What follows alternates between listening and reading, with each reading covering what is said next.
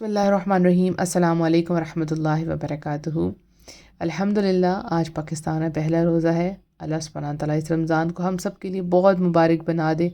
اللہ سبحانہ تعالیٰ ہمیں مقبول عبادت کی توفیق عطا فرمائے، ہم سے وہ دعائیں کروا لے جو ہمیں اپنے حق میں اور دوسروں کے لیے مانگنی چاہیے۔ اللہ سبحانہ تعالیٰ ہم سے راضی ہو جائے، ہمیں تقویٰ عطا فرمائے، آمین۔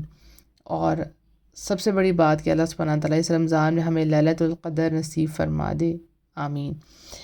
ایک حدیث آپ سے شیئر کرنے والی ہوں، اس کا مفہوم ہے، رسول اللہ صلی اللہ علیہ وآلہ وسلم نے فرمایا، جو شخص ایمان اور ثواب کی نیت سے رمضان کے روزے رکھے گا تو اللہ سبحانہ تعالیٰ اس کے پچھلے گناہوں کو معاف فرما دے گا۔ اللہ اکبر، یہ بہت بڑی خوش خبری ہے ہم سب کے لیے۔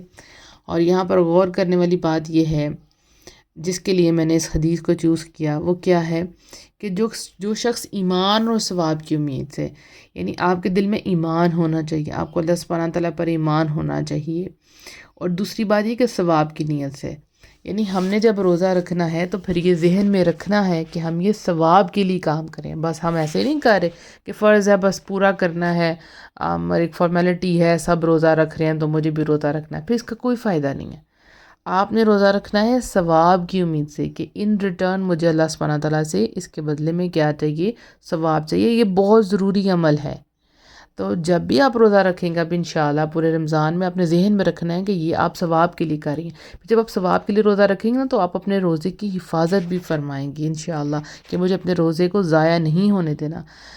تو ہم نے یہ ثواب کی نیت سے اللہ تعالیٰ کی رضا حاصل کرنے کے لیے روزہ رکھنا ہے، دکھاوے کے لیے نہیں رکھنا۔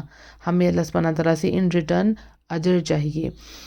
اور کیا بات ہے اس میں کہ اللہ تعالیٰ ہمارے گناہوں کو معاف فرما دے گا۔ اب سوچیں ہم نے کتنے گناہ کیے ہیں جب سے ہم اس دنیا میں آئے، ہم حساب ہی نہیں لگا سکتے۔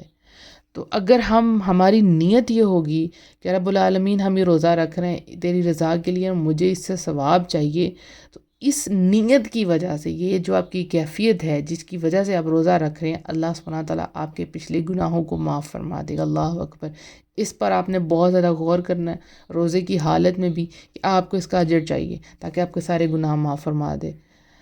اب دیکھیں، کوئی بہت بڑا کام نہیں کہا، بس ایک نیت ہے کہ جب روزہ رکھا ہے تو ثواب کی نیت سے رکھنا ہے، اور اللہ تعالیٰ آپ کے سارے گناہ معاف کر دیں گے، چاہے سمندر کی جھاگ کے برابر ہی کیوں نہ ہو۔ اور اس کے علاوہ آپ کو پتہ نا کہ جو شخص سبحان اللہ و بحمدہ 100 دفعہ پڑھتا ہے، اللہ سبحانہ تعالیٰ اس کے گناہوں کو معاف فرما دیتا ہے، چاہے وہ سمندر کی جھاگ کے برابر ہی کیوں نہ ہو۔